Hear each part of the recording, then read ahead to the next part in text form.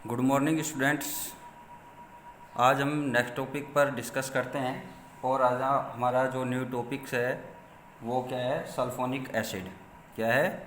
Sulphonic acid. तो sulphonic acid क्या होते हैं कि वे यौगिक जिनमें क्या हो कि बेंजीन वलय का एक हाइड्रोजन परमाणु सल्फोनिक ग्रुप के द्वारा क्या हो, रिप्लेस हो जाए। तो ऐसे जो एसिड्स होते हैं वो क्या होंगे, सल्फोनिक अम्ल कहलाते हैं। कि वे यौगिक, वे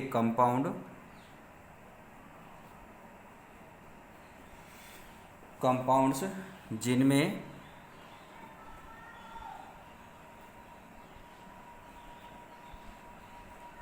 benzene ring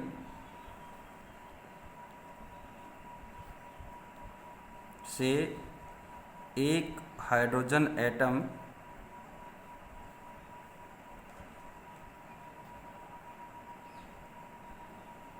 sulphonic group HSO3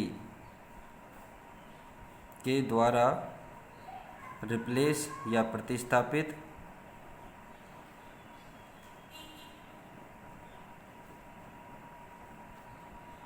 हो जाता है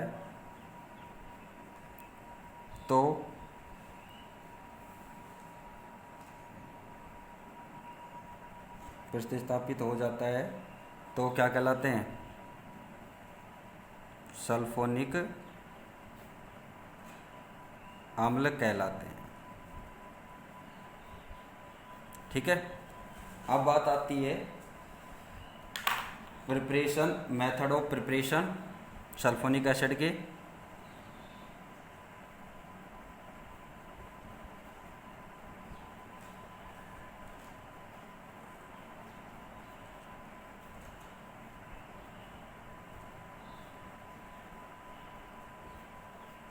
विरचन की विधियाँ। तो मेथड ऑफ प्रिपरेशन में बात करें तो फर्स्ट आता है सीधा सल्फोनीकरण।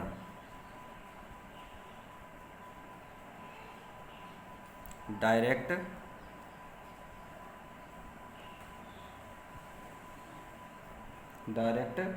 सल्फोनेशन।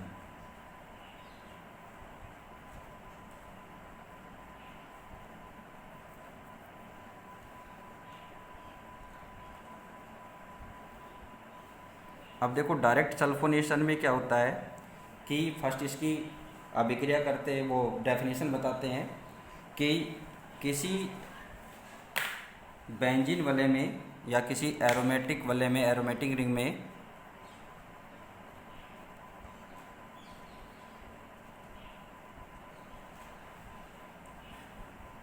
में या रिंग के एक हाइड्रोजन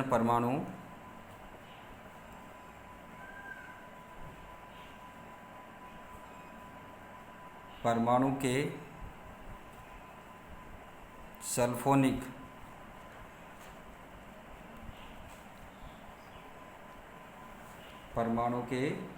सल्फोनिक अम्ल समूह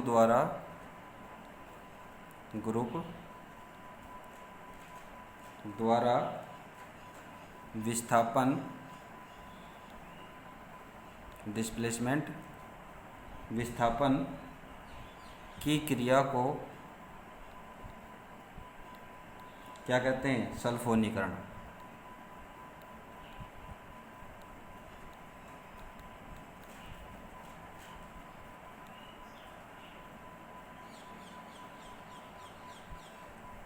ठीक है। अब ये तो होगी सल्फोनीकरण की डेफिनेशन। अब इसमें क्या होता है कि जो एरोमेटिक सल्फोनिक एसिड है, इसको सिंथेसिस करने के लिए क्या होता है कि जो एरोमेटिक कंपाउंड्स हैं, इन एरोमेटिक कंपाउंड्स का क्या है कि डायरेक्ट क्या किया जाएगा, सल्फोनेशन किया जाएगा। और सल्फोनेशन में क्या है कि सल्फोनिक कारक के रूप में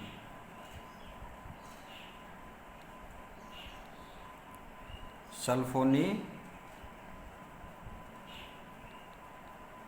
कारकों यानी कि सल्फोनेटिंग एजेंट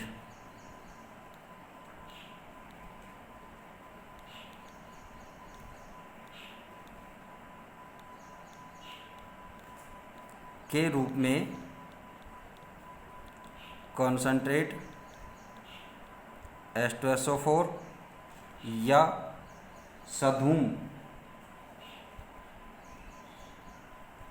सधूम फ्यूमिंग H2SO4 का उपयोग किया जाता है।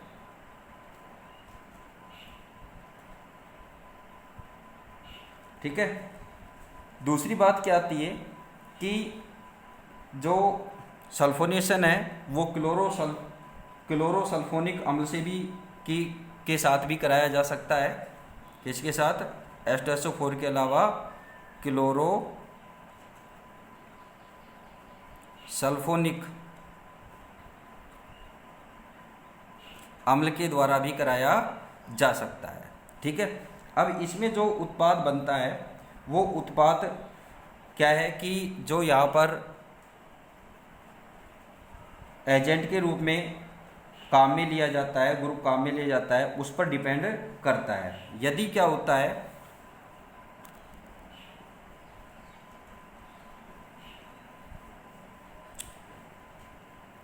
नेक्स्ट बात क्या आती है कि सल्फोनीकरण में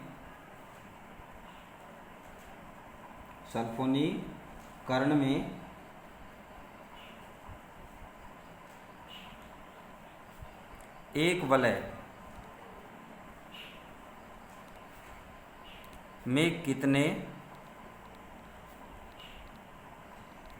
सल्फोनिक ग्रुप प्रवेशित एंटर कराए जा सकते हैं,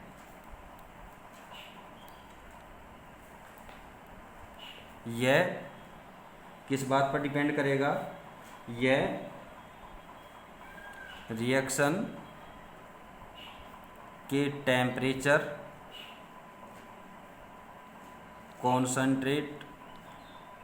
कॉन्सेंट्रेशन ऑफ एसिड अम्ल की सांद्रता और नेचर ऑफ रिएक्टेंट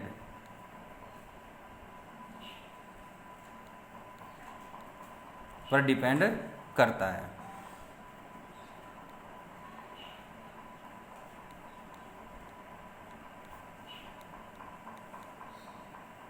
ठीक है। अब नेक्स्ट जो बात आती है कि अब इसमें दूसरी बात क्या आती है कि यदि जो एरोमेटिक रिंग है, एरोमेटिक रिंग में क्या हो कि वलय को एरोमेटिक रिंग में सक्रिय या एक्टिव सक्रिय करने वाले समूह group like Maithil, amine, hydroxide हो तो आसानी से सल्फोनीकरण हो जाता है। और यदि क्या हो, यदि निष्क्रिय करने वाले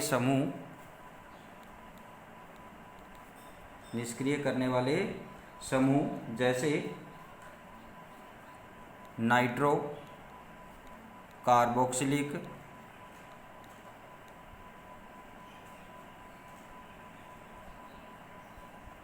हो तो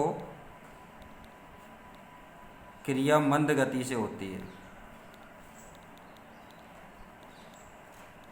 यानी कि जो सल्फोनीकरण की क्रिया है वो क्या होगी? स्लो रेट से होगी। अब क्या है कि जो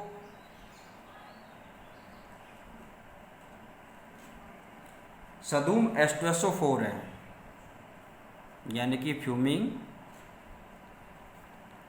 H2SO4 या क्लोरोसल्फोनिक एसिड या क्लोरोसल्फोनिक सल्फोनिक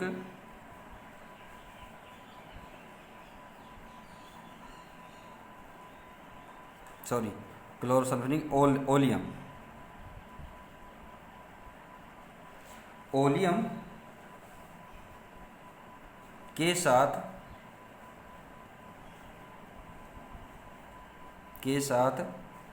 एरोमेटिक रिंग में एक से अधिक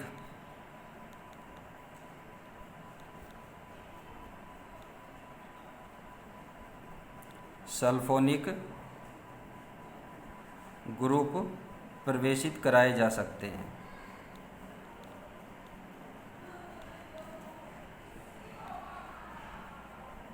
ठीक है, यानी कि अगर बेंजीन रिंग में क्या हो, एक से ज़्यादा सल्फोनिक ग्रुप एंटर कराने हैं तो उसके लिए फ्यूमिंग H2SO4 लेना पड़ेगा या क्या है कि ओलियम का यूज करना पड़ेगा। ठीक है, तो इस कंडीशन में क्या है कि जो बेंजीन रिंग है, अतः एरोमेटिक रिंग में अधिकतम मैक्सिमम 3 ग्रुप प्रवेशित कराए जा सकते हैं।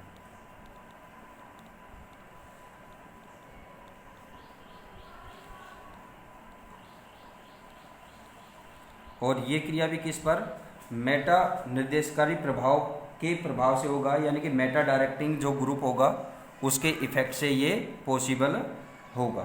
ठीक है, अब इसके अलावा क्या है कि जो अभिक्रिया होती है, सामान्य जो अभिक्रिया होती है वो अधिक ताप पर क्या बनता है कि इसमें पैरा डेरिवेटिव बनते हैं। ठीक है, जबकि कम ताप पर ऑर्थो डेरिवेटिव बनते हैं। अधिक ताप पर, टेम्परेचर पर पैरा डेरिवेटिव तथा कम या लो टेम्परेचर पर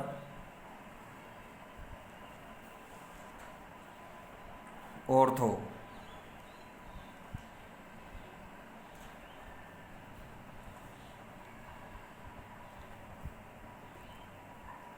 डेरिवेटिव बनते हैं।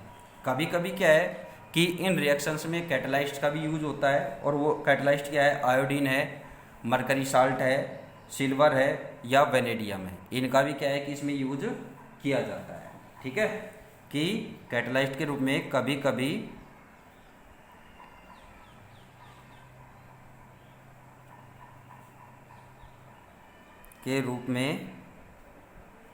किसका यूज, आयोडीन या मरकरी साल्ट या सिल्वर या वेनेडियम का उपयोग किया जाता है। ठीक है, अब बात करते हैं कि सल्फोनीकरण की अभिक्रिया पर, कि यदि क्या हो कि सल्फोनीकरण सांद्र H2SO4 से कराया जाता है तो बेंजीन सल्फोनिक अम्ल बनता है, जबकि सधूम H2SO4 से यदि कॉन्सेंट्रेट H2SO4 के साथ सल्फोनीकरण कराया जाता है तो बेंजीन सल्फोनिक अम्ल बनते हैं तथा फ्यूमिंग सधूम H2SO4 के साथ सल्फोनीकरण कराते हैं तो बेंजीन डाई सल्फोनिक अम्ल बनते हैं। बेंजीन डाई सल्फोनिक अम्ल बनते हैं। अब जैसे रिएक्शन बताएं अपन, तो ये अपन ने एक बेंजीन ले लिया, ठीक है। अब इसकी फ्यूमिंग H2SO4 और इधर कॉन्सेंट्रेट H2SO4 लिया जाए, तो कॉन्सेंट्रेट H2SO4 लेंगे तो एक हाइड्रोजन एटम का रिप्लेसमेंट होगा, ठीक है। और क्या बन जाएगा, बेंजीन सल्फोनिक एसिड बनेगा। और यदि क्या होता है कि फ्यूमिंग ये लेते हैं तो यहाँ पर मेटा डायरेक्टिंग ग्रुप में, यानी कि मेटा के अकॉर्डिंग बनेगा यहाँ पर SO3H और SO3H, क्या बन जाएगा, मेटा बेंजीन डाइसल्फोनिक अम्ल।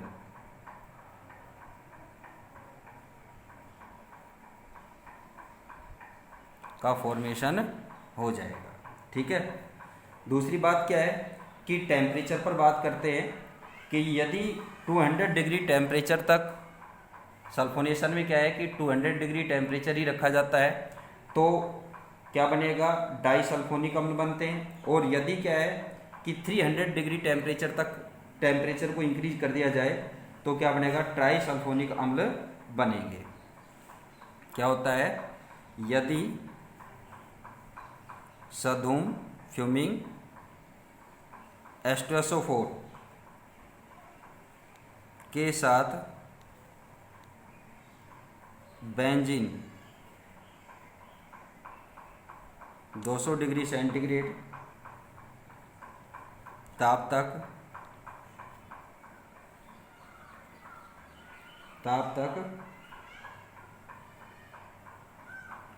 डाई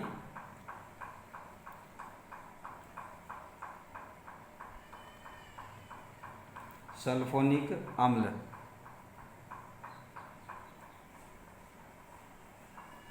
बनाती है, जबकि 300 डिग्री सेंटीग्रेड ताप पर ट्राई सल्फोनिक अम्ल बनाती है। रिएक्शन बताएं तो अपन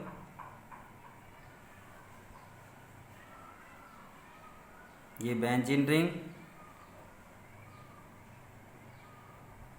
फ्यूमिंग H2SO4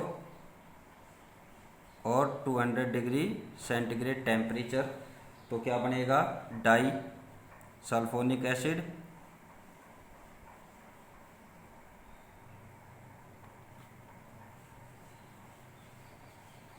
ठीक है, 1,3 benzene disulphonic acid, 1,3 benzene die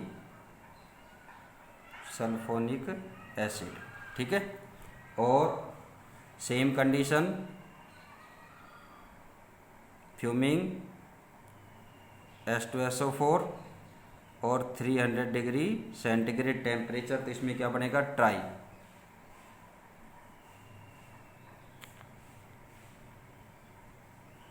SO3H SO3H और SO3H, ठीक है। क्या बन जाएगा, 135 बेंजीन सल्फोनिक अम्ल बनता है, ठीक है। तो आज इतना ही है। नेक्स्ट वीडियो में आपको सल्फोनेशन की मैकेनिज्म पर बात होगी, तो वो नेक्स्ट वीडियो में अपन डिस्कस करेंगे। Thank you.